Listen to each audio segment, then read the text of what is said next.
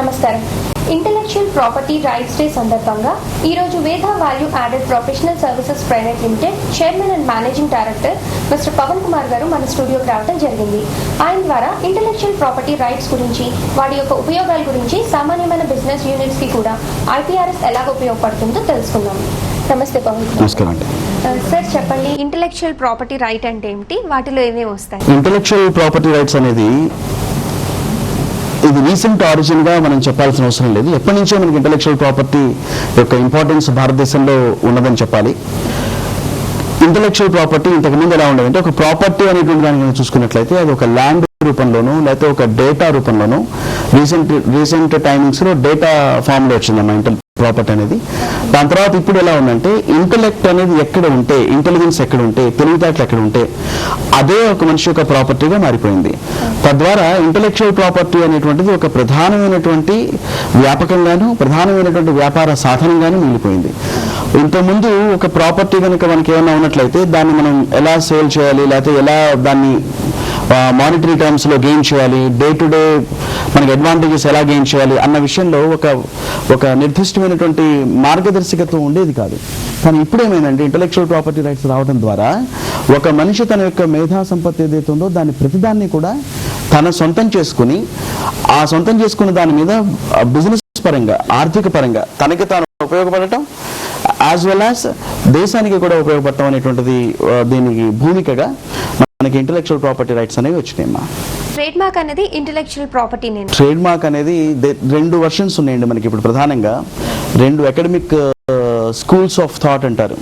ఒక school of thought ఏమంటుందంటే, trade marks అనేది ఇంటెలెక్చువల్ ప్రాపర్టీ కాదు, కేవలం patents, copy rights, geographical indications, industrial designs ఇలాంటివి మాత్రమే ఇంటెలెక్చువల్ ప్రాపర్టీ కింద కన్సిడర్ చేయాలి. కానీ ఈ ట్రేడ్ మార్క్స్ లాంటివి మాత్రం ఇంటెలెక్చువల్ ప్రాపర్టీగా చెప్పకూడదు అనేటువంటి ఒక నోషన్ ఉంది. నేనైతే ట్రేడ్ మార్క్స్ అనేది ఒక part and parcel of intellectual property అని చెప్తాను. ట్రేడ్ మార్క్స్ అనేటువంటివి ఇంటెలెక్చువల్ ప్రాపర్టీ ఎందుకంటే, ఒక వర్డ్ని కానీ ఒక సింబల్ని కానీ మనం బయట మార్కెట్లోకి తీసుకెళ్ళి దాని నుంచి ఒక బిజినెస్ని జనరేట్ చేసుకునే తెలివితేటలు మనకు కలిగి ఉండటం అనేటువంటిది ప్రధానంగా అది మన ప్రాపర్టీని తోటి మనం బిజినెస్ చేస్తున్నారు అంటే, ఆ సి అనేటువంటిది ఆల్ఫాబెట్గా ఉన్న ఒక సిని ఒక వ్యాపార సాధనంగా, ఒక గుర్తుగా మార్చుకుని దాని నుంచి బిజినెస్ చేసుకునేటువంటి తెలివితేటలు ఉన్నాయి అంటే అర్థం అది కూడా ఒక ఇంటెలెక్టే కదా. అందుకని దాన్ని మనం ఇంటెలెక్చువల్ ప్రాపర్టీగా కన్సిడర్ చేయడంలో ఎలాంటి అభ్యంతరం లేదని నా భావన. ట్రేడ్ మార్క్ అంటే ట్రేడ్ మార్క్స్ జనరల్గా మీకు సర్వసాధారణంగా అర్థం కావాలంటే, ఒక కొలోకియల్ లాంగ్వేజ్లో, నార్మల్ భాషలో అర్థం కావాలంటే, మీరు మీ వ్యాపారాన్ని బయట మార్కెట్లో ఏ సింబల్ తోటి, ఏ లోగో తోటి, ఏ వర్డ్ తోటి మీరు మీ యొక్క బిజినెస్ని గుర్తింపు ఆల్రెడీ వచ్చి ఉన్నదో దాన్ని ట్రేడ్ మార్క్ అని పిలవచ్చు. కొన్ని ఇంతకుముందు ఎలా ఉందంటే, మనిషితోటి బిజినెస్ అనేది ముడిపడి ఉండేది. ఒక ఎగ్జాంపుల్, సుబ్బారావు గారి కొట్టుకు వెళ్దాం, లేకపోతే సుబ్బారావు గారు చేసిన ప్రోడక్ట్స్ బాగుంటాయి, లేకపోతే ఇంకొక ఆయన చేసిన ప్రోడక్ట్స్ బాగుంటాయని మనిషి యొక్క పేరుతోటి బిజినెస్ ఐడెంటిటీ ఉండేది. ఇప్పుడు బిజినెస్ ఐడెంటిటీకి మనిషికి సంబంధం చాలా దూరం వచ్చేసింది. బిజినెస్ అనేది ఐడెంటిఫై చేయటం ఆ బిజినెస్ యొక్క నేమ్తో కానీ, ఆ బిజినెస్ యొక్క మార్క్తో కానీ, ఒక సింబల్తో కానీ మనం వాళ్ళు ఐడెంటిఫై చేస్తున్నాం. కాబట్టి ఏంటంటే, ఇండివిజువల్స్ ఎవరైతే ఉన్నారో వాళ్ళు తెరమరుగైపోతున్నారు. వాళ్ళకి సంబంధించినటువంటి బిజినెస్ సింబల్స్ అన్ని కూడా మార్కెట్లోకి ఈజీగా చొచ్చుకుపోవడానికి జరుగుతుంది. ట్రేడ్ మార్క్ యొక్క ప్రధానమైనటువంటి అడ్వాంటేజ్ మనకి ఏంటంటే, ప్రతిసారి కూడా నేను చాలా మంచివాడిని, నా దగ్గర వస్తువులు కొనండి అని చెప్పడం కష్టం. అది ఈ రోజు బిజినెస్ టెన్యూర్లో జరగని పని. కాబట్టి ఒక లోగో కనుక్కున్నట్లయితే, ఆ లోగో బయట మార్కెట్లో బాగా ప్రాచుర్యంలోకి వచ్చినట్లయితే, ఆ లోగో వెనకాతలు ఉండేటువంటి సర్వీస్ చేసే వాళ్ళ యొక్క క్రెడెన్షియల్స్, ఆ వస్తువు యొక్క నాణ్యత, ఆ వస్తువు యొక్క డ్యూరబిలిటీ అంటే ఎంతకాలం పనిచేస్తుందనే విషయాలు, ఇవన్నీ కూడా ఆ మార్క్ తోటి ముడిపడిపోయి ఉంటాయి. ఎప్పుడైతే ఆ మార్క్ తోటి ముడిపడిపోయి ఉన్నాయో, అలాంటి మార్క్ని బయట మార్కెట్లోకి తీసుకెళ్ళడం తేలికవుతుంది. నేను అన్ని చోట్లకి వెళ్ళలేను, కానీ నా మార్క్ బిజినెస్ పరంగా చాలా చోట్లకి వెళ్ళే అవకాశం ఉంది. ఈ ప్రధానమైన కారణం వల్ల ట్రేడ్ మార్క్స్ అనేటువంటివి మనకి బయట యూసేజ్లోకి వచ్చినాయమ్మా. ట్రేడ్ మార్క్ వల్ల ఉపయోగాలు ఏంటి? ట్రేడ్ మార్క్ వల్ల ఫస్ట్ జనరల్గా అందరూ చెప్పే ఉపయోగం ఒకటేంటంటే, ఎక్స్క్లూజివ్ యూజ్ అంటే, ఒక వ్యక్తి యొక్క సర్వీసెస్ ఒక నేమ్ తోటి గనక బయట మార్కెట్లో ఐడెంటిఫై కాబడితే, ఆ మార్క్ ఏదైతే ఉందో, ఆ వర్డ్ ఏదైతే ఉందో, ఆ వర్డ్ని మరెవ్వరూ రెప్లికేట్ చేయకుండా తను మాత్రమే ఎక్స్క్లూజివ్గా యూజ్ చేయగలిగేటువంటి అధికారాన్ని కలిగి ఉండటాన్ని మనం ట్రేడ్ మార్క్స్ కింద ఉపయోగంగా ఒకటి చెప్పుకుంటాం. దీనికి మరొక ఉపయోగం ఏముందంటే ఇది కేవలం ఐడెంటిటీ ఆఫ్ ది బిజినెస్సే కాదు, మార్క్ తోటి అంతర్లీనంగా ఉన్నటువంటి మరొక విశేషం ఏంటంటే మార్క్తో లింక్ అయినటువంటి సర్వీస్ క్వాలిటీ కానివ్వండి, మనిషి యొక్క ప్రవర్తన నియమావళి కానివ్వండి. ఒక చిన్న ఎగ్జాంపుల్ చెప్తే మీకు ఈజీగా అర్థమవుతుంది. ఇది ఎక్స్ యొక్క ప్రోడక్ట్ ఉంది, ఎక్స్ ప్రోడక్ట్ వాడు మ్యానుఫ్యాక్చర్ చేస్తున్నాడు, వై అన్నవాడు అదే ప్రోడక్ట్ని వై పేరు మీద మ్యానుఫ్యాక్చర్ చేస్తున్నాడు. మీరు ఎక్స్ వాడినప్పుడు మీకు వచ్చే అనుభూతి, దాని మీద ఉండేటువంటి అభిప్రాయం, వై ప్రోడక్ట్ యూజ్ చేసుకున్నప్పుడు మీకు ఉండేటువంటి అభిప్రాయం రెండు వేరుగా ఉంటాయి. సో సే వై యొక్క ప్రోడక్ట్ మీద అభిప్రాయం మీకు తక్కువ ఉంది, ఎక్స్ మీద అభిప్రాయం మీకు చాలా ఎక్కువగా ఉంది, మీరు ఎక్స్ ప్రోడక్టే కొందాం అనుకుంటున్నారు. ఇప్పుడు ఈ వై కనుక ఇప్పుడు దాన్ని బట్టి ఏమైంది, ఎక్స్ యొక్క ప్రోడక్ట్ తోటి ముడిపడింది ఉంది, కేవలం ఎక్స్ బ్రాండ్ నేమ్ ఒకటే కాదు, తన యొక్క క్వాలిటీ ఉంది, వస్తువు యొక్క డ్యూరబిలిటీ ఉంది, తన యొక్క లాంగివిటీ ఉంది, ఇవన్నీ క్రెడెన్షియల్స్ దాంతోపాటు యాడ్ అయి ఉన్నాయి. ఈ క్రెడెన్షియల్స్ అన్నిటి యొక్క సమ్మిళితమైనటువంటి ఒక కన్సాలిడేటెడ్ ఫామే మనకి ట్రేడ్ మార్క్స్ అనేటువంటిది. ఇది కేవలం గుర్తుగా మనం దాన్ని చూడటానికి వీల్లేదు. అలా రెండో ఉపయోగం ఏమొస్తుందంటే మన యొక్క సర్వీసెస్ని, మనలాంటి సర్వీసెస్ని, రెండు అర్థాలు ఉన్నాయి దీంట్లో, మన సర్వీసెస్ని, మనలాంటి సర్వీసెస్ని మన పేరుతోటి మరొక వ్యక్తి, మన కాంపిటీటర్ యూజ్ చేయకుండా అతన్ని నిరోధించగలగటం, మన బ్రాండ్ నేమ్ మన ప్రోడక్ట్ యొక్క క్వాలిటీకి మాత్రమే కన్ఫైన్ చేసుకోగలగటం అన్నది దీంట్లో ఉన్నటువంటి రెండో ప్రధానమైనటువంటి ఉపయోగం. ఒక మొదటి ప్రయోగం మనకి ఎక్స్క్లూజివ్ యూసేజ్, నేను ఒక్కడనే వాడతాను, మీరెవ్వరు వాడద్దు, అది ఎక్స్క్లూజివ్ యూసేజ్. రెండు, నేను వాడుతున్నటువంటి ప్రోడక్ట్ యొక్క క్వాలిటీ నాకు మాత్రమే సంబంధించింది, మరెవరు ఈ ప్రోడక్ట్ రిప్లికేట్ చేయడానికి వీల్లేదు. నా పేరు ఇమిటేట్ చేయొచ్చేమో, నా క్వాలిటీని ఇమిటేట్ చేయలేరు కదా. సో అది దృష్టిలో పెట్టుకుని ట్రేడ్ మార్క్స్ని మనం కన్ఫైన్ చేసుకుంటాం అనమాట. ఈ రెండు ప్రధానమైనటువంటి అడ్వాంటేజెస్ అని చెప్పాలి. మూడో అడ్వాంటేజ్ కూడా మార్కెటింగ్ పర్స్పెక్టివ్లో కనుక మీరు నన్ను అడిగితే, ఇందాక నేను అన్నట్టుగా మనుషుల్ని తీసుకెళ్ళటం కష్టం, ఒక లోగోని తీసుకెళ్ళడం తేలిక, ఖండాంతరాలకు కూడా తీసుకెళ్లొచ్చు. భారతదేశంలో మ్యానుఫ్యాక్చర్ చేసే ఒక ప్రోడక్ట్ని అమెరికాలోనూ మిగతా ప్రదేశాల్లో కూడా ఈజీగా మీరు సేల్ చేయడానికి కారణం, సేల్ చేయడానికి, అక్కడ వస్తువులు మన ఇండియాకి రావడానికి ప్రధానమైన కారణం మనకి ఆ మార్క్ అనేటువంటిది త్వరగా మార్కెట్లోకి చొచ్చుకుపోయేటువంటి సాధనంగా ఉపయోగపడుతుంది. ఈ మూడు ఈ రోజు ఈ కాంటెంపరీ బిజినెస్ సినారియోలో ఖచ్చితంగా ట్రేడ్ మార్క్స్ అనేవి ఉపయోగపడతాయని అభిప్రాయం. ట్రేడ్ మార్క్లో సింబల్, లోగో కాకుండా ఇంకేమైనా ఉంటాయా? మంచి ప్రశ్న అండి ఇది. సింబల్స్, లోగోసే కాకుండా అంటే అసలు బేసిక్గా సింబల్ అంటే ఏంటో మనం అర్థం చేసుకునే ప్రయత్నం చేద్దాం.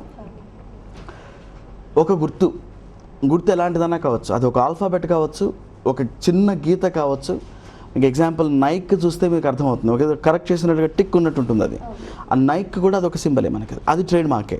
సో ఒక గుర్తు కావాలి అంతే, అదొక సింబల్ కావాలి. మనిషి బొమ్మ ఉండాలా, లేకపోతే ఇంకేదైనా బొమ్మ ఉండాలా అనేవేమీ సంబంధం లేదు. ఏ గుర్తునైతే నువ్వు ఆ బిజినెస్ క్యారీ చేసే మనిషి, ఇది నాకు అప్రోప్రియేట్ సింబల్, ఇది నా బిజినెస్ని ఐడెంటిఫై చేస్తుంది, ఇది నా బిజినెస్ని క్యారీ ఫార్వర్డ్ చేయడానికి ఈ సింబల్ ఉపయోగపడుతుంది అని కనుక అనుకుంటాడో అలాంటి సింబల్ని వాడు తీసుకోవచ్చు.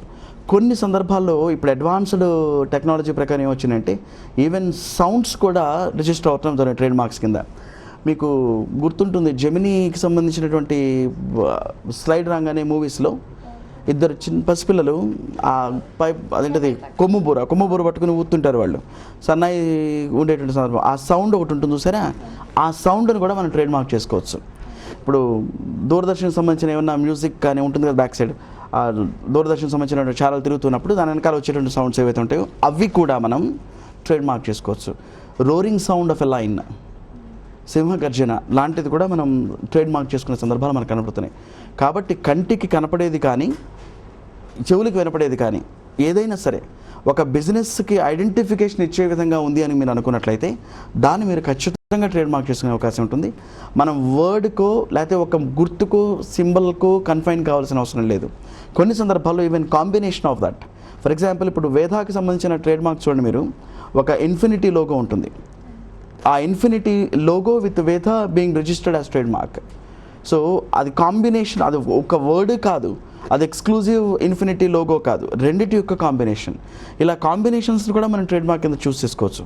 కాకపోతే మనం తీసుకోవాల్సిన జాగ్రత్తలు కొన్ని ఉన్నాయి, అది మనం తర్వాత డిస్కషన్స్లో చెప్పుకుందాం. ఎవరెవరు ఈ ట్రేడ్ మార్క్ని చేయించుకోవచ్చు? ఇది సహజంగా చాలా బిజినెస్ సెగ్మెంట్స్కి అవసరమైన ప్రశ్న అండి ఇది. మా ప్రధాన ఉద్దేశం కూడా ఈ ఇంటలెక్చువల్ ప్రాపర్టీ రైట్స్ డే నాడు దీన్ని సి ఛానల్ వారి ద్వారా సౌజన్యంతో అవేర్నెస్ క్రియేట్ చేయడానికి ప్రధానమైన ఉద్దేశం ఈ ప్రశ్నే. ఎవరెవరికి అసలు ట్రేడ్ మార్క్స్ ఉపయోగపడతాయి? ఇది ఏమన్నా పెద్ద పెద్ద మల్టీనేషనల్ కంపెనీస్కి మాత్రమే ట్రేడ్ మార్క్స్ అనేవి వర్తిస్తాయా, లేదా అందరికీ వర్తిస్తాయా అనేది ఒక ప్రధానమైన ప్రశ్న. ఇది హాస్పిటల్స్ చేసుకోవచ్చండి మనకి ట్రేడ్ మార్క్స్. అంటే హాస్పిటల్లో ఎలా చేయొచ్చు? హాస్పిటల్స్కి ఎలా వర్తిస్తుంది అంటే ఒక ఎగ్జాంపుల్ చెప్తాను. XY హాస్పిటల్ ఉంది. XY హాస్పిటల్కి మనకి బయట మార్కెట్లో మంచి పేరు ఉందనుకుందాం. ఆ XY హాస్పిటల్కి బాగా పేరు ఉండటాన్ని గమనించినటువంటి మిస్టర్ ఏ ఏం చేస్తాడంటే ఒక example for example blood test చేసేటువంటి ఒక చిన్న యూనిట్ ఒకటి పెట్టుకుంటాడు. యూనిట్ పెట్టుకుని ఆ XY హాస్పిటల్ నేమ్ చూసారా, దాన్ని తన యొక్క చిన్న దుకాణం ముందు పెట్టుకుంటాడు, క్లినిక్ ముందు పెట్టుకుంటాడు, లేకపోతే ఆ టెస్ట్ చేసే యూనిట్కి నేమ్గా పెట్టుకుంటాడు. బయట వెళ్ళేటువంటి ప్రతి మనిషికి ఏముంటుందంటే XY హాస్పిటల్ అనేది చాలా పాపులారిటీ ఉన్నది. ఇక్కడ చూస్తే బ్లడ్ యూనిట్కి కూడా అదే పేరుంది. అందరూ ఏమనుకుంటారంటే ఈ బ్లడ్ టెస్ట్ చేసేటువంటి యూనిట్కి ఆ ప్రధానమైన హాస్పిటల్కి సంబంధం ఏదో ఉంది అనేటువంటి భావనలో వెళ్ళిపోతారు. ఈ భావన వలన అతనికి బిజినెస్ అనేది జనరేట్ అవుతుంది.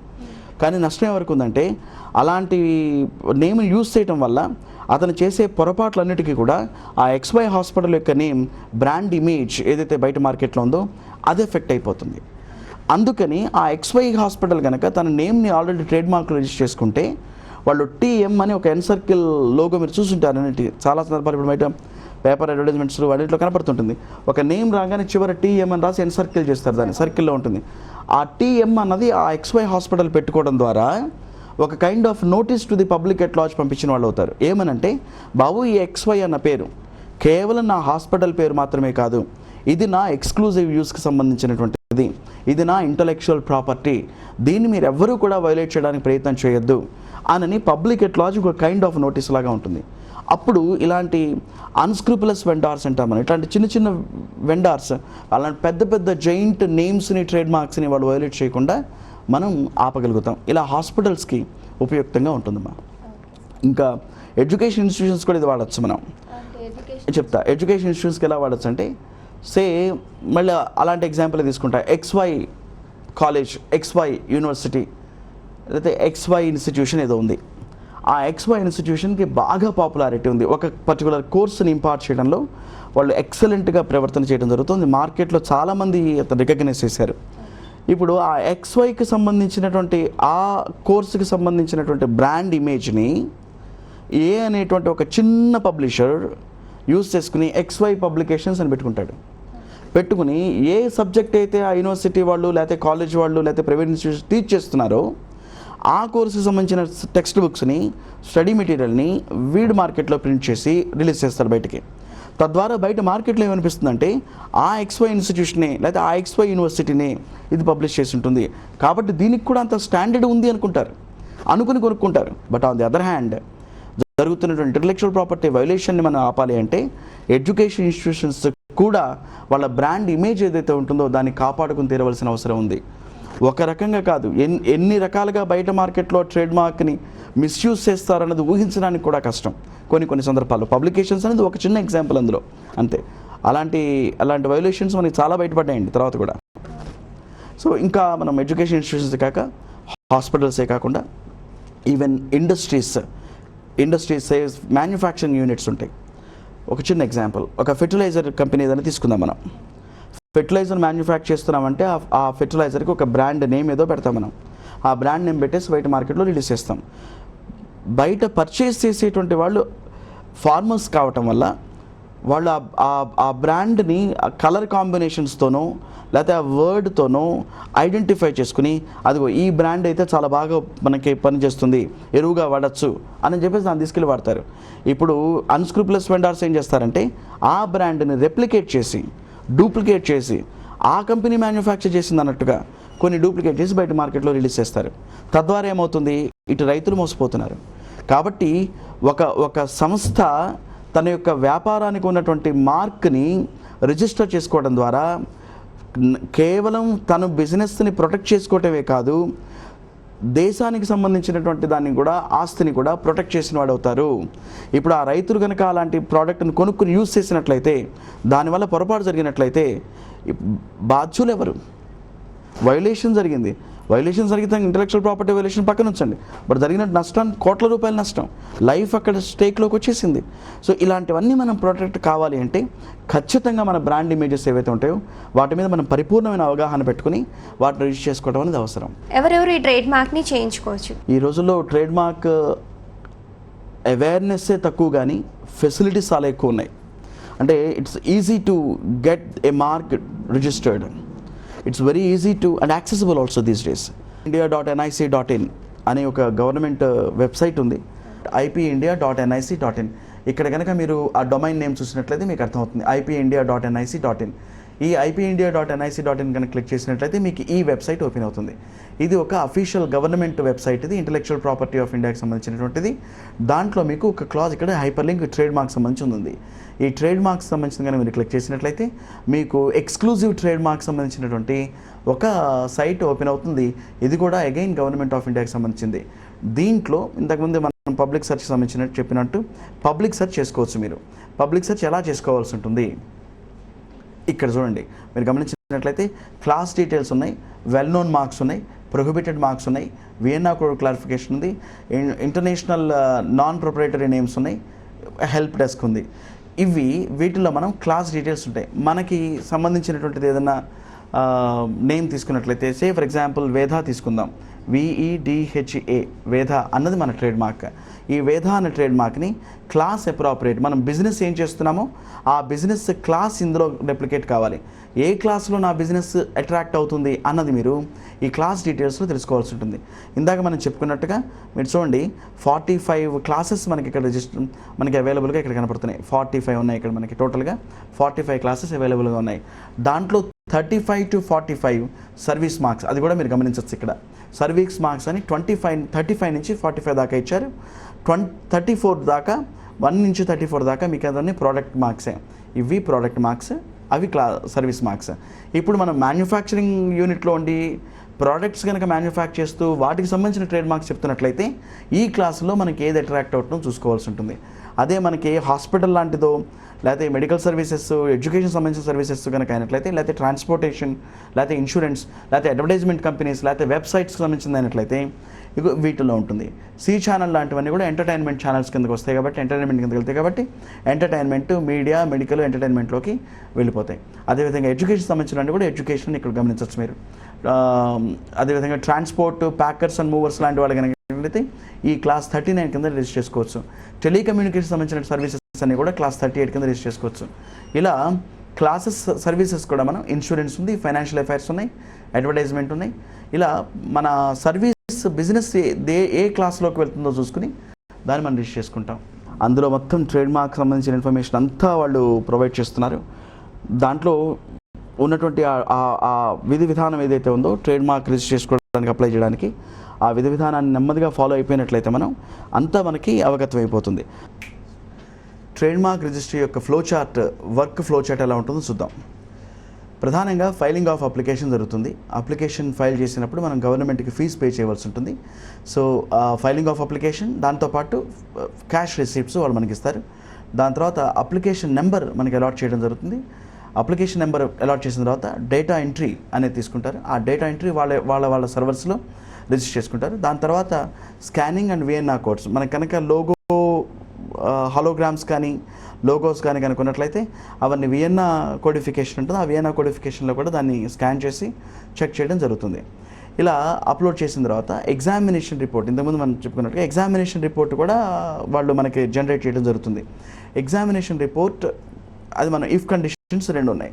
ఎగ్జామినేషన్ రిపోర్ట్ కనుక యాక్సెప్ట్ అయితే, అంటే వాళ్ళు స్కాన్ చేసి వియన్నా కన్ఫర్మేషన్ వచ్చి, అదేవిధంగా ట్రేడ్ మార్క్ ఇంతకుముందు ఎగ్జిస్టింగ్గా లేదు అన్న భావన వాళ్ళకి వచ్చినప్పుడు వాళ్ళు యాక్సెప్టెన్స్ చేస్తారు. యాక్సెప్ట్ చేసినప్పుడు జనరల్ పబ్లికేషన్స్లోకి వెళ్ళిపోతుంది. ఒకవేళ కనుక అబ్జెక్షన్స్ ఏమన్నా కనుక ఉన్నట్లయితే రిజిస్ట్రీకి, రిజిస్ట్రీ కన్సల్టెంట్కి ఆర్ అదర్వైజ్ పార్టీకి, ఓనర్కి షో కాజ్ అని చెప్తుంది. Show cause why we should accept the application, ఎందుకు అప్లికేషన్ యాక్సెప్ట్ చేయాలి మేము అనేటువంటిది ఒక హీరింగ్ జరుగుతుంది అక్కడ. ఆ హీరింగ్ జరిగినప్పుడు మనం కన్విన్సింగ్గా కనుక రిజిస్ట్రీకి చెప్పుకోగలిగినట్లయితే అప్పుడు విత్డ్రాయల్ కానీ రిఫ్యూజల్ కానీ చేసే అవకాశం ఉంటుంది. ఒకవేళ కనుక కన్విన్స్ అయిపోతే యాక్సెప్టెన్స్ వస్తుంది, కన్విన్స్ కాకపోతే రిఫ్యూజల్ అండ్ రిజెక్షన్లోకి వెళ్ళిపోతుంది. సో కన్విన్స్ చేసిన తర్వాత యాక్సెప్ట్ కనుక జరిగినట్లయితే జర్నల్ పబ్లికేషన్ జరుగుతుంది. జర్నల్లో మ్యాన్యుస్క్రిప్ట్, హిందీ ట్రాన్స్లేషన్స్ కానీ స్కానింగ్ కానీ కంపోజిషన్ కానీ ఏదైనా సరే జర్నల్లో పబ్లిష్ చేస్తారు. ఎందుకు పబ్లిష్ చేస్తారంటే దే అవైట్ ఫర్ అపోజిషన్. మార్కెట్లో అపోజిషన్ ఏమన్నా ఈ ట్రేడ్ మార్క్ కన్ఫర్ చేయడం వల్ల మన అప్లికెంట్కి ఆ లోగోని ఆ ట్రేడ్ మార్క్ని కన్ఫర్ చేయడం ద్వారా ఏదన్నా ఇబ్బంది ఉందా అని అడగడానికి అపోజిషన్ గురించి చేస్తారు. దే అవైట్ ఫర్ అపోజిషన్ తర్వాత ఇప్పుడు రిజిస్ట్రేషన్ అపోజిషన్ ఏమీ రాలేదు అనుకున్నట్లయితే ఆ రిజిస్ట్రేషన్ని ఖచ్చితంగా యాక్సెప్ట్ చేసి రిజిస్టర్ చేసేసి మనకి పోస్ట్ చేస్తారు. రిజిస్టర్ సర్టిఫికెట్ని మనకి పోస్ట్ చేసేస్తారు. ఒకవేళ కనుక అపోజిషన్ వచ్చినట్లయితే ఆ అపోజిషన్ అప్పుడు fixing application to be processed for registration కింద పెట్టి ఆ అపోజిషన్స్ అన్నిటికీ కూడా హియరింగ్ చేసి ఈ రెండు పార్టీలని విని either allow, review or otherwise rejected. ఒకవేళ కనుక అపోజిషన్ నెగ్గినట్లయితే మన అప్లికేషన్ ఫామ్ వీగిపోతుంది. ఒకవేళ అపోజిషన్కి అగెన్స్ట్గా మనం చెప్పుకోగలిగినట్లయితే మన కంటెన్షన్ రిజిస్ట్రీ కానీ కన్విన్సింగ్గా అనిపించినట్లయితే అలాంటి సందర్భాల్లో confirmation of trade mark registration అనేది జరుగుతుంది. ఇలా trade mark registry work flow ఇలా జరుగుతుంది. ఇన్ని స్టేజెస్ని పాస్ అయితే తప్ప మనకు ఒక ట్రేడ్ మార్క్ కన్ఫర్మేషన్ అనేది జరగదు. అందుకని కేవలం ఫైలింగ్ ఒకటే కాకుండా ఐడెంటిఫికేషనే కాకుండా దాన్ని పూర్తిగా రిజిస్ట్రేషన్ అయ్యేంత వరకు కూడా దానికి కాన్స్టెంట్ ఫాలోఅప్ అనేది అవసరం అవుతుంది.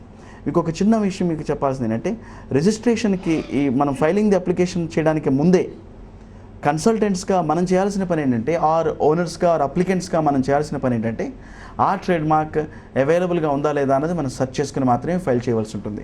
ఇక్కడతోటి కంప్లీట్ కాలేదండి. ఫర్దర్గా చూసినట్లయితే మీరు రిజిస్ట్రేషన్ అయిపోయిన తర్వాత ఆ ట్రేడ్ మార్క్ మరెవ్వరూ డూప్లికేట్ చేయకుండా రెప్లికేట్ చేయకుండా కాపాడుకోవాల్సిన బాధ్యత కూడా ఉంది. ఎప్పుడైతే రిజిస్టర్ అయిపోయిందో ట్రేడ్ మార్క్ రిజిస్ట్రేషన్ సర్టిఫికేట్ మనకు వచ్చేసిందో మనం కాన్స్టెంట్గా జర్నల్స్ని రివ్యూ చేస్తూ అపోజిషన్స్ ఎవరైనా మన ట్రేడ్ మార్క్ని వైలేట్ చేస్తూ ఎవరైనా కనుక ట్రేడ్ మార్క్ అప్లై చేసినట్లయితే మనం అపోజిషన్ రేస్ చేసే పరిస్థితిలో ఉండాలి. సో ఇక్కడ ఈ అపోజిషన్ రిజిస్ట్రేషన్ అయిపోయినా సరే జర్నల్ని కాన్స్టెంట్గా వాచ్ చేయడం ద్వారా మనం అపోజిషన్స్ తెలియజేసి మన యొక్క రిజిస్టర్డ్ ట్రేడ్ మార్క్ యొక్క వాల్యూని మనం ప్రొటెక్ట్ చేసుకోగలుగుతాం. ఇది work flow of trade mark registry for trade marks. దాంట్లో ఏం చెప్తాడంటే ఇది మనం ట్రేడ్ మార్క్ అటార్నీస్ ద్వారా అదేవిధంగా రిజిస్టర్డ్ ప్రాక్టీషనర్స్ ద్వారా వాళ్ళ ద్వారా మనం అప్లికేషన్స్ పెట్టుకోవచ్చు. ఈవెన్ ఆ ట్రేడ్ మార్క్ ప్రొపరేటర్స్ ఎవరైతే ఉన్నారో వాళ్ళు కూడా డైరెక్ట్గా ట్రేడ్ మార్క్ని అప్లికేషన్ ఫైల్ చేసుకునే అవకాశం ఉంది. అందుకే అప్పుడు అలాంటి సందర్భాల్లో మా అలాంటి కన్సల్టెంట్స్ అవసరం అవుతూ ఉంటారు. వాళ్ళు మా దగ్గర కన్సల్ట్ అయ్యి ఇట్లా ఉందండి మేము అప్లై చేసుకోవచ్చా అని మమ్మల్ని అడిగితే మేము వాళ్ళకి పూర్తిగా వివరాలను అందజేసి వాళ్ళకి అది అప్లై చేయడానికి ఎలాంటి రిక్వైర్మెంట్స్ ఉన్నాయో అవి మనం సజెస్ట్ చేస్తాం. సార్ ఇందాక మీరు చెప్పినట్టు ఈ ట్రేడ్ మార్క్ పలానా వెబ్సైట్ ద్వారా చేయించుకోవాలి అన్నారు. అంటే ఇప్పుడు ఎవరైనా చేయించుకోవచ్చు అలాగే ట్రేడ్ మార్క్ వెబ్సైట్? ఇప్పుడు అది గవర్నమెంట్ వెబ్సైట్ ఏంటంటే www.ipindia.nic.in అన్నది అఫీషియల్ వెబ్సైట్. అది దాంట్లో సహజంగా అడిగితే ఎస్ చేయించుకోవచ్చు అని చెప్పాలి. కానీ ఒక చిన్న ఇబ్బంది ఉంది ఇందులో. ఎలా అంటే మనకి క్లాసెస్ ఉన్నాయి. ఒక 45 క్లాసెస్ ఐడెంటిఫై చేసింది registry under the trade marks act 1999. ఆ ట్రేడ్ మార్క్స్ యాక్ట్లో ఐడెంటిఫై చేసిన క్లాసెస్ లిస్ట్ ఏదైతే ఉందో ఆ క్లాసెస్లో అవి సర్వీస్ క్లాస్ అని ప్రోడక్ట్ క్లాస్ అని రెండుగా డివిజన్ ఉందన్నమాట. ఇప్పుడు మనం చేసే బిజినెస్ ఏదైతే ఉందో ఆ బిజినెస్ ఏ క్లాస్లోకి అట్రాక్ట్ అవుతుంది అన్నది తెలుసుకోవడంలోనే మన యొక్క అనుభవం అనేటువంటిది ఉంది. అక్కడ ఆల్రెడీ ఫైల్ చేస్తున్నటువంటి కన్సల్టెంట్స్ ఎవరైతే ఉంటారో వాళ్ళ యొక్క సలహాలు తీసుకుని చేయడం అనేది ప్రధానం. అది ఎవరైనా అప్లై చేసుకోవచ్చు, తప్పలేదు. అది డైరెక్ట్గా కూడా ట్రేడ్ మార్క్ రిజిస్ట్రీకి ఒక అప్లికేషన్ ఫామ్ని అందులో ఉన్న దాన్ని డౌన్లోడ్ చేసుకుని ఫిలప్ చేసేసి ట్రేడ్ మార్క్ రిజిస్ట్రీ చెన్నైకి పంపించడం ద్వారా కూడా అప్లికేషన్ ఫామ్స్ యాక్సెప్ట్ అయిపోతాయి బై పేయింగ్ నామినల్ ఫీ. దానివల్ల ఇబ్బంది లేదు. కానీ ఏ క్లాస్లో మనం అప్లై చేస్తున్నాం అన్న విషయం అది వైలేట్ కాకుండా చూసుకోవాలి. అదొక్కటే మనకి ఇందులో ఉన్నటువంటి విషయం. ఆ పర్టికులర్ సర్వీస్ గురించి మన కన్సల్టెంట్స్ ట్రేడ్ మార్క్ ప్రాక్టీషనర్స్ వీళ్ళ యొక్క రిక్వైర్మెంట్ ఉంటుందమ్మా. మీరు ట్రేడ్ మార్క్ రిజిస్ట్రేషన్కి సంబంధించి సర్వీసెస్ ఏమైనా చేస్తారా? మా వేద value added professional services private limited వాళ్ళ యొక్క ప్రోడక్ట్ కింద ఒక వెబ్ ప్రోడక్ట్ని రిలీజ్ చేయడం జరిగింది. అది meratrademark.com అనేటువంటి దాని ద్వారా అదొక as of now I can say ఇండియాలో ఒక సింగిల్ ప్లాట్ఫామ్ అనమాట. అది ఒక వన్ స్టాప్ సర్వీస్ వెబ్సైట్. దాంట్లో మీకు అన్ని రకాల సర్వీసెస్ రైట్ ఫ్రమ్ సెర్చ్ చేసి అవైలబిలిటీ ఉందా లేదా చెక్ చేసుకుని, అవైలబిలిటీగా ఉన్నట్లయితే అవైలబిలిటీగా ఉంది అప్లై చేయండి అని మేము మమ్మల్ని అడిగినట్లయితే మేము డైరెక్ట్గా అప్లై చేసుకుని ఇలా ఒక ఇంటరాక్టివ్ సైట్ అనమాట. ఆ సైట్ బయట మార్కెట్కి సర్వీస్ ప్రొవైడర్కి మధ్య అనుసంధానకర్తగా ఇప్పుడు మీరైతే ఎట్లయితే యాంకరింగ్ చేస్తున్నారో అదే పద్ధతిలో వెబ్సైట్ యాంకరింగ్ చేస్తుంది మాకు. మా సర్వీసెస్ మొత్తాన్ని through that website we get introduce to the market at large. ఇక్కడ స్టేజెస్ ఆఫ్ సర్వీసెస్ ఒకసారి మీకు చెప్తాను, ఇన్ నట్షల్ మీకు చెప్పేస్తాను. ఫస్ట్ మనం ట్రేడ్ మార్క్ కింద ఐడెంటిఫై చేయాలంటే మీరు జాగ్రత్త పడాల్సింది మనం ఐడెంటిఫై చేస్తున్న మార్క్, వర్డ్, సింబల్ అది అసలు అవైలబుల్గా ఉందా లేదా అన్న చెక్ చేసుకోవాలి. మీ class for example business class 3లో కనుక ఉన్నట్లయితే ఆ క్లాస్ 3 వెబ్సైట్లోకి వెళ్ళిపోయి పబ్లిక్ సెర్చ్ దాంట్లోకి వెళ్ళిపోయి అక్కడ క్లాస్ 3ని మీరు క్లిక్ చేసుకుని ఆ వర్డ్ ఏదైతే ఉందో ఆ వర్డ్ రాసి సెర్చ్ కనుక అన్నట్లయితే అది అవైలబుల్గా ఉందా లేదా రిజిస్ట్రీని మీకు తెలియజేస్తుంది. ఇది ఆల్రెడీ రిజిస్టర్ అయిపోయిందండి, లేకపోతే ఇది అబ్జెక్షన్స్లో ఉన్నాయండి, ఇది రిజిస్టరబుల్ కాదండి అన్నట్టుగా ఒక డీటెయిల్స్ మీకు ఇన్ఫర్మేషన్ వచ్చేస్తుంది. ఆ డీటెయిల్స్ మీకు ప్రధానంగా మీరు తెలుసుకుని ఉండాలి. అది availability of the mark check చేయటం. మీరు ఇక్కడ క్వశ్చన్ వేయచ్చు, అవైలబిలిటీ ఆఫ్ ది మార్క్ మనం ఎందుకు చెక్ చేస్తున్నామండి కదా. అవైలబిలిటీ ఆఫ్ ది మార్క్ ఎందుకు చెక్ చేస్తామంటే పాయింట్ నెంబర్ 1, మనం ఐడెంటిఫై చేస్తున్న మార్క్ ఎక్స్క్లూజివ్ యూజ్ మనకు వస్తుంది కాబట్టి ఇది ఎక్స్క్లూజివ్ యూజ్ మనకి రావాలి అంటే మరెవ్వరూ యూజ్ చేస్తూ ఉండకూడదు అన్నది ఒక పాయింట్ ఆఫ్ వ్యూ. రెండో పాయింట్ ఆఫ్ వ్యూ ఎందుకు సెర్చ్ చేస్తామంటే మరొకళ్ళ ట్రేడ్ మార్క్ మనం పొరపాటున వైలేట్ చేస్తున్నామా అన్న తెలుసుకోవడానికి కూడా ఇది ఉపయోగపడుతుంది. మన ట్రేడ్ మార్క్ మనకెంత ముఖ్యమో మనం లాంచ్ చేయబోయేటువంటి ప్రోడక్ట్కి పెట్టబోయేటువంటి పేరు ఏదైతే ఉంటుందో అది మరొక ప్రోడక్ట్ని వైలేట్ చేయకుండా, మన కాంపిటీటర్ యొక్క ప్రోడక్ట్ని వైలేట్ చేయకుండా చూడటం కూడా ప్రధానమైనటువంటి బాధ్యతే మనది. సో ఈ రెండు బాధ్యతల్ని సమన్వయం చేస్తుంది సెర్చ్ అనేటువంటిది. ఇప్పుడు ఒకటి నాది ప్రాపర్టీ ఉండటం ఒకటి అవసరమే, నా ప్రాపర్టీ మరొకరిని వైలేట్ చేయకుండా ఉండటం కూడా అదే ముఖ్యం కదా. సో ఈ రెండు కూడా మనకి సెర్చ్లో ఉపయోగపడుతుంది. సో అది ఫస్ట్ చేయాల్సిన సెర్చ్ సర్వీస్ అండి, that we will do. Second service ఏంటంటే సెర్చ్ కనుక చేసినప్పుడు అవైలబుల్గా ఉంది అనుకుంటే then we will inform you saying the mark, the logo, the combination of word and the logo whatever you have chosen అది అవైలబుల్గా ఉందండి ఆ సర్వీసెస్లో, అది మీరు అప్లై చేయొచ్చండి అని మేము మీకు ఇంటిమేషన్ ఇస్తాం. అప్పుడు మీరు కనుక కన్సెంట్ ఇచ్చినట్లయితే yes you proceed ahead apply చేయండి అని అన్నట్లయితే మేము ఆ ట్రేడ్ మార్క్ రిజిస్ట్రీలో ఉన్న అప్లికేషన్స్ని మేము ఫిల్అప్ చేసి దానికి సంబంధించిన డేటాబేస్ మొత్తం మీ దగ్గర నుంచి సేకరించి ఆ డేటాబేస్ని కాన్ఫిడెన్షియల్గా ఉంచుకుంటూ మేము మీ యొక్క ట్రేడ్ మార్క్స్ని అప్లై చేయడం జరుగుతుంది.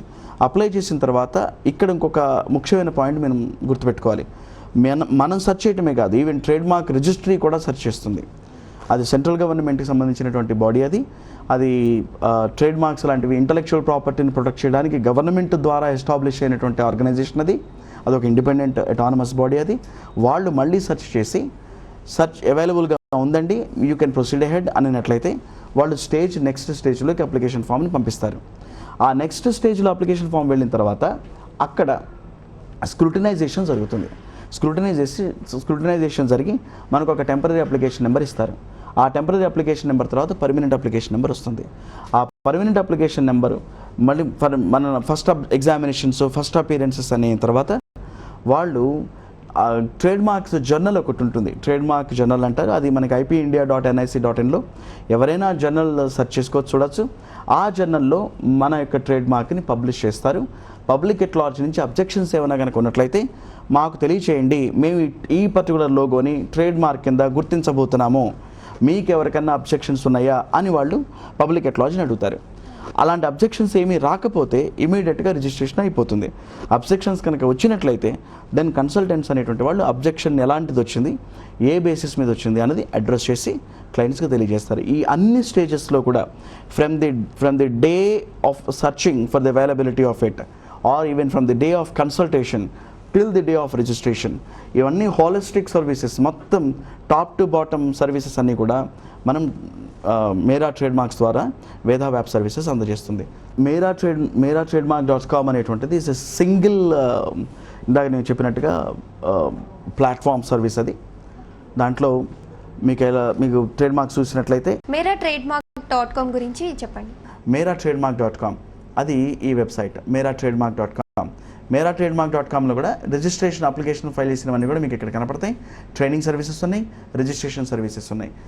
అదేవిధంగా ఆడియో జర్నల్స్, ఇవన్నీ కూడా మనం గ్రాడ్యువల్గా అప్డేట్ చేస్తూ వెళ్తున్నాం ఈ సర్వీసెస్ అన్నింటినీ కూడా.